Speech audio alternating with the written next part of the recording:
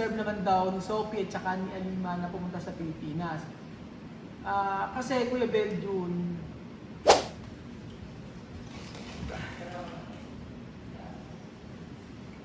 magandang araw po sa inyong lahat mga amigo. Nandito po tayo sa ating bahay na pinapagawa. At eto po ay nagpapahinga po tayo. Tayo po ay nagpapahinga, pinaandar po natin ng aircon para po maging komportable po tayo. So, nakaupo po tayo sa napaka-komportable nating upuan. At ngayong araw po ay kukumustahin ko si Kuya Beljun. Kuya Beljun, anong reason kung bakit namumuti na ang mga buhok mo? Tumatanda. Ilan taon ka na ba? 43, di ba? 43 ka na. 42 ka, 43 ako. Pero pa 42 ka ngayon, pa 43 ka sa April. 43. Ano ang nararamdaman mo sa katawan mo sa edad na 43? 43 ka pala, Beljun. 42 ako eh. 44 ka na December? Ano kasi? 44 ka na. 43 na ako. 44. Diba ano ka po, ngayon, 1983, minus mo sa 2026. Oh, 43? 43 ka ngayon. O sa ano, 44 ka na. Sa December. Sa December 44 ka na. Uy, naku, tanda mo na kay Beljun. 44 ka na. Kaya nga, medyo lakas mo yung boses mo kasi tayo naririnig. Kaya marami na akong nararamdaman sa katawan. Ano ba naramdaman sa katawan? Siyempre, yung kuha ko yung Body pain. body pain, tapos yung kidney. Ano naramdaman sa kidney? Di ba yung pagkakayuritis ako, di ba? May hindi kami kuha din. Anong medic doon? Hindi yung pa yung kidney uritis mo, di ba may blood na konti? Oo. Tapos merong, ano yun, tawag doon sa kuha yung protein ba yun? Yung lumabas sa kuha mo, dapat nila lumalabas daw yun. Tingin mo ba sinusunod mo kasi yung inuutos ng doktor? Oo, ano ba yun sa doktor? Pero alam na kasi talaga medyo humina na yung pagkain. Kaya nga sa sila, nung i-check ko yan, kung mapayuritis sila. Hindi ka Pag naman- hindi, kailangan tayo pumunta sa Specialista. Specialista ng prologist. Oy, pero alam mo ba yun kasi Para makuha yung video mo, masulot, check. ma-check, malunasan. Ang napansin ko sa Sodium, kailangan talaga. ang napansin ko sa iyo, mahina ka na kumain. Tapos yung Mahina siya kumain. start kahapon, parang medyo sopa ako. Yung parang, di ba sumasakit siya? Parang ganito, parang meron siyang parang Karayo? kirikurutan. Sakit. Sulit yung tapos hanggang dito sa likod. Pero Ako baka may high blood ka na, ha? Nawala naman siya. Check ko yung blood pressure mo. Oo nga, nawala naman siya. Yun, tapos ang pinagaman ko. Kailangan, ano, medyo. Cholesterol, tapos tumataas yung BP ko. Yung may gamot mo. Tumataas na yung BP mo yan? Ha? Tumataas na yung BP mo? Oo, tumataas na yung BP ko. Dati naman yun. Hindi ko alam. Ba't yun ang pagdugtong? Kumpara sa akin. Actually, tumataas na Tapos tumataas sa yung, blood Sa pressure. akin tumataas na. Sa dati, ang kuha ko nasa 120. Ngayon nasa 150, di ba? Mm. 450, di ba? 160 na lang. 160. Pero lakas na may boses mo kasi hindi naririnig. 150, 160, ayan, gano'n. So ngayon, may time dahil to the point naman tayo sa aking question. Hindi ka naririnig, for sure. Kailangan malakas boses mo. Asan ba yung kuha mo? Meron ka ba? Nasa ka ba yun? Nawawala nga, hindi ko alam kung sino kumuha. Nasa bahay mo na. O kaya kailangan lakas ang boses mo. Hanapin mo kaya yun? Oo nga eh. Pero nahihirapan sa'yo eh. Meron ka man. Mahirap kasi boses mo eh, no? Bumili ka kaya. Vlogger ka, wala kang mga gamit. Meron nga! Ikaw dito, wala Hindi yun, JBL. Yung binili ko Oo ha. nga, kailangan mo yun. Ilang mismo na ginamit lang yun. Kailangan tayo ginagamit yun. Hindi ko alam kung saan napunta eh. Sa bahay niyo, hanapin mo. Meron akong microphone kaso ano. Kailan ka may So for today's video, kailangan po namin lakasan yung aming boses Kailan kasi mag-invest ka kasi nag-vlogger ka. meron na nga Beljun. Kami tumara-araw. Okay nga, hanapin natin. So for today's video mga amigo, kailangan po natin lakasan yung ating boses para po marinig tayo. Oo, kasi nga, ang katanong natin medyo masalimuot, medyo may patayo, medyo nakaka-relate kayo sa ating mga tanong na di ba lang itong katanungan, so please stand by commercial. Wala commercial. Dire-diretso yan. So Okay. ngayon, handa ka na ba sa katanungan ko? Handa ka na ba Naku Beljun, I'm handa ka na ba always sa ready. handa ka na ba sa mga sabi ng tao, sa kanilang reaction, comments, sa mga katanungan ko? Okay, game. Kasi may Tanong mo lang. reaction, equal reaction, sabi ng Kuya ni Seth Newton. Di ba naman yan? In every action, there's an equal reaction. Yung sabihin ko, mag-react ka, mag-react ng tao. O sige. Diba? Mag-react ka sa question ko, mag-react din ng tao. O, Diba? sige. Handa ka na ba doon? Oo, handa na. Okay, Bakit? so question number 1, Oh. calm, breath, calm down, breath, and exhale. Exhale. Okay. Okay, pay attention. Number 1. Sa pag gusto mo i-translate ko sa English or kaya mo ba Tagalog? Gusto mo English? Sabi ko muna, tapos pagkayari translate ko sa Tagalog. Di mo maintindihan kung Bakit anong kalam sa akin ko lang? sa pagpunta, itong punta, Oh, alam mo naman na may there's might or there's there might or it might na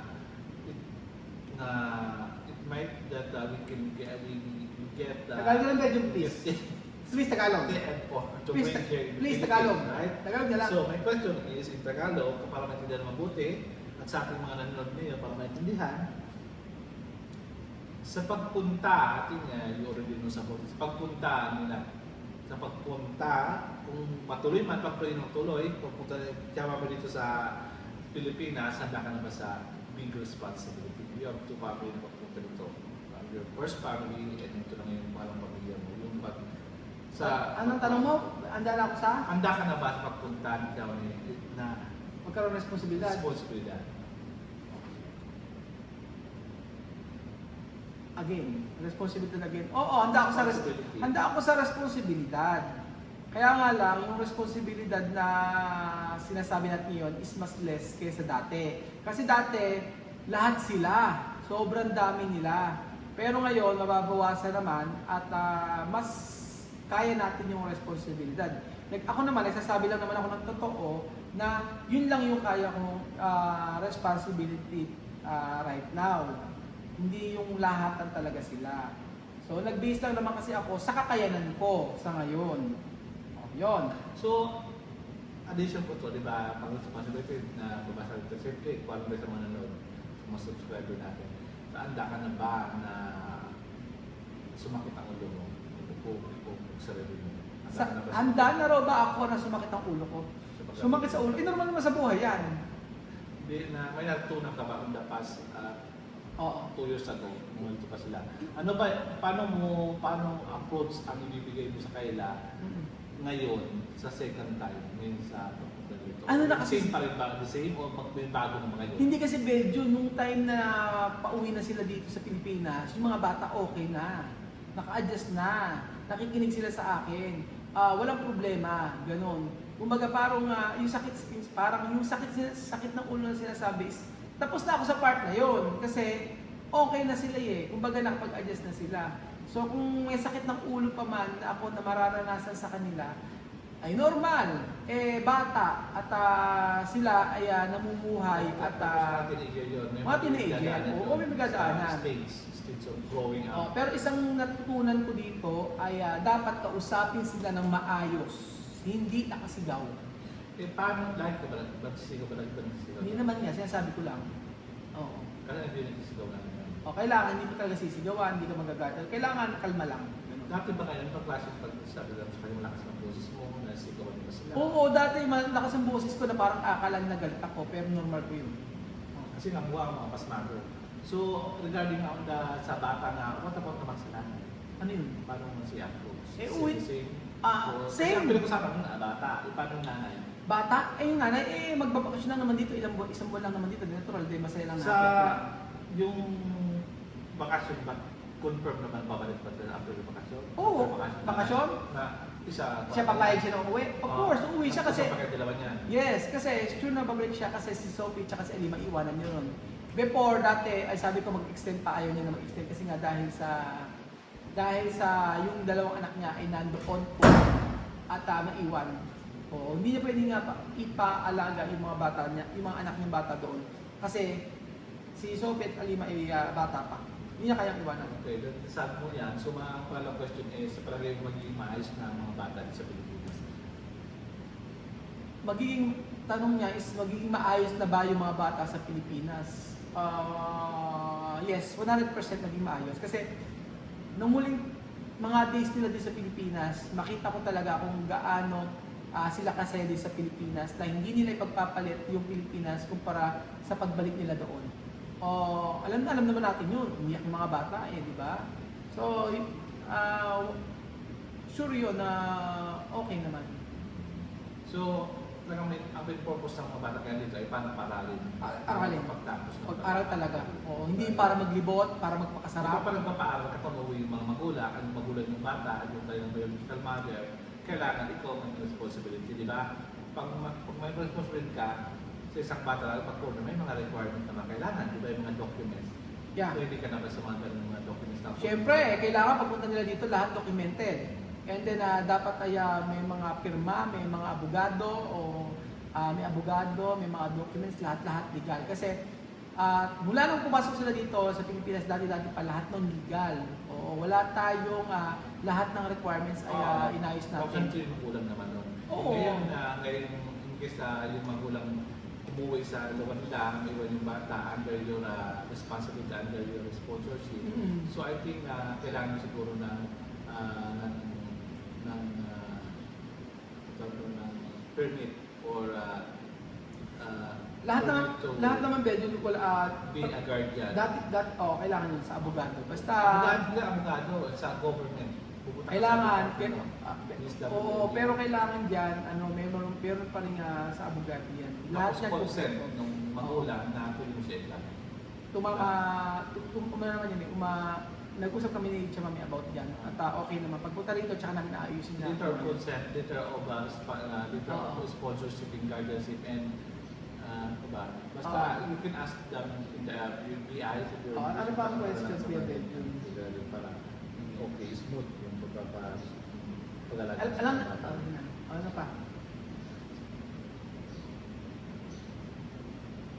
Yung tanong ko, sa palagay mo ba, anong nagpa-decide sa kanyang nanay para bumalik ulit dito sa Pilipinas at makapag-aaral? Ano ba yung sa palagay mo nakapag-decide sa nanay niya na kailangan na bumalik ulit tayo sa Pilipinas para makapag-aral ka? At ano ba, bakit hindi ka sa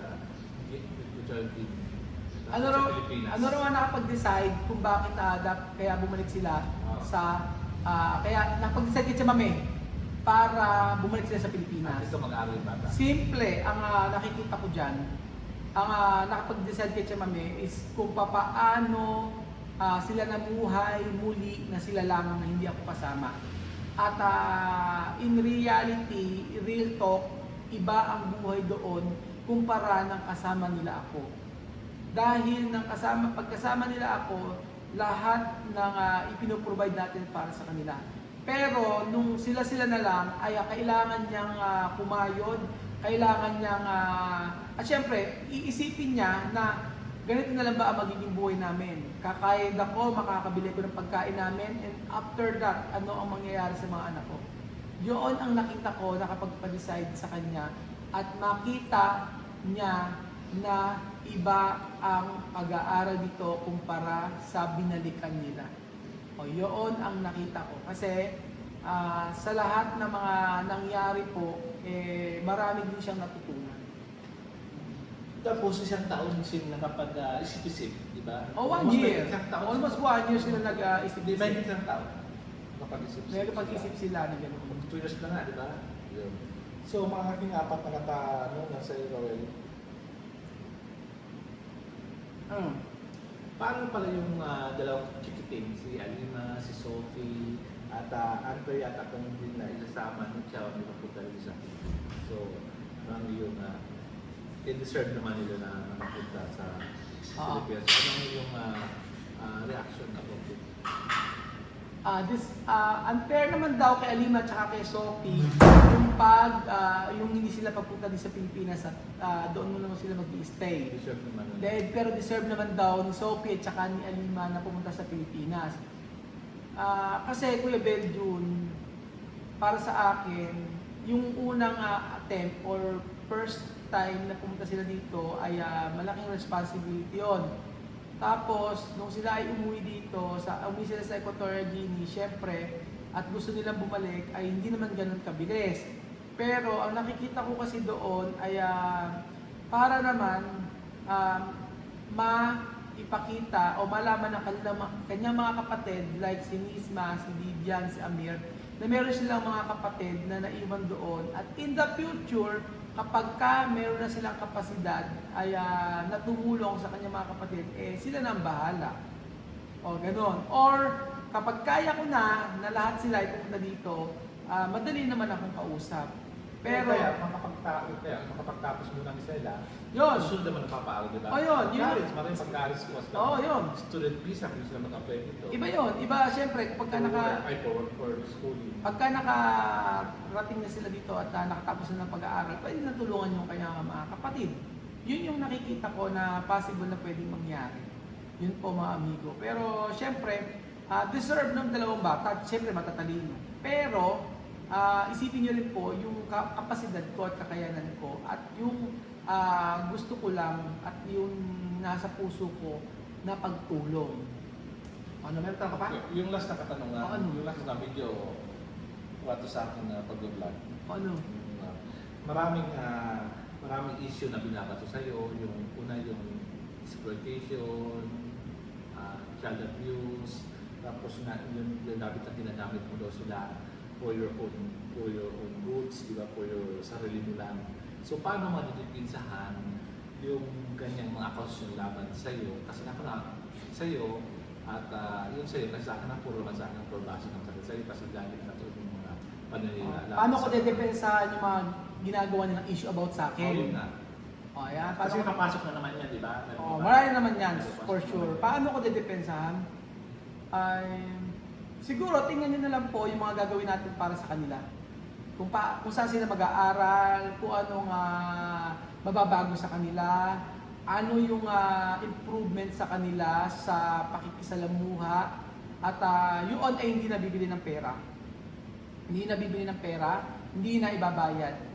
Pero yun ay naituturo sa bata kung paano mag-grow. At handa tayo na tumulong not only financially, but yung tatay na wala sila ay pwede kong ipakita sa mga bata na ako ay handa na mag-guide sa kanila hanggang sila ay mag-improve sa lahat ng aspeto ng kanilang buhay. At mapapakita yon at makikita nyo naman sa pagbablog natin. And then, ang sinasabi ng iba is gagamitin lamang for the vlog ay, nako, paano kung wala ng vlogging? Paano kung wala ng ganyan? Sino ang pwede ko bang sabihin na wala ng vlog, hindi na ako makakapag stop ko na, umuwi na kayo doon. Pwede ko ba sabihin yun? Hindi. Ang vlogging is not lifetime, pero yung responsibility hanggang college ay napakatagal na panahon na hindi natin alam kung ano mangyayari sa social media. Pero ako, sabi ko nga po, ano pa man ang mangyari, handa tayo at ipagpapatuloy natin yung pagtulong. So nasa sa inyo na lang po yun kung paniniwalaan nyo o hindi. Kung sa iba na kung hindi sila maniniwala ay wala ang problema doon. Pero kailangan ko i-prove sa inyo na intention natin sa kanila is the same pa rin before na makapag-aral at magkaroon ng magandang future. Araw-araw ba sila makikita sa vlog or bihira lang? Ang tanong, araw-araw pa ba natin makikita sa vlog? Kung may pagkakataon, oo. Pero kung wala namang pagkakataon, taga-aral sila, kung ano lang yung time na meron. Dahil di natin sila ipo-force na mag-vlog. Di natin sila ipo-force na mag-vlog, but instead, mas maganda na mas komportable sila na mag-aral at maging normal na bata dito. Mag-focus sa pag-aaral. Diba? Vlogging is nandyan lang naman yan. Di mag-vlog. Makita mo naman sila pang-isa sa mga vlog. Makita naman. Hindi naman siya araw-araw makita yung mukha ni Kuya araw-araw yan. Hindi naman kasi may mga iba't ibang kuha ka naman na Oo, kasi content. for example naman yan kaya ko naman kasi mag-vlog sa isang araw. Kung gusto niyo makita araw-araw, okay lang. Kasi kaya ko naman mag-vlog sa isang araw ng ilang videos. So, pwede ko naman ipalabas yan Lunes, Martes, Merkulis, Huwebes, Biyernes, mga ganun. Madali lang mag-vlog. Kagaya yan, yung vlog na to, walang edit, walang cut, palabas agad. Ganun lang naman po, napakabilis namin mag-edit.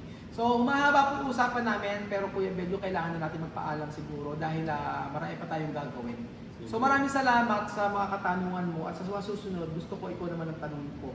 para malaman ko ang yung mga opinion at kukuro-kuro. Hindi lang puro ako tinatanong mo. Pwede natin malaman sa kanto, malaman natin yan through live or something. Maganda i-vlog natin. Platform. Maganda i-vlog natin kaysa Maraming tawagan salamat. sa akin. Thank you so much po. Thank you very much po. Mhm. Bye. Ano yan, napakatagal natin nag-uusap eh, Beljun. Yan. Napakatagal. May tatanong pa ako sa iyo. Ay, takot tama na bukas na lang. Ang tanong ko yung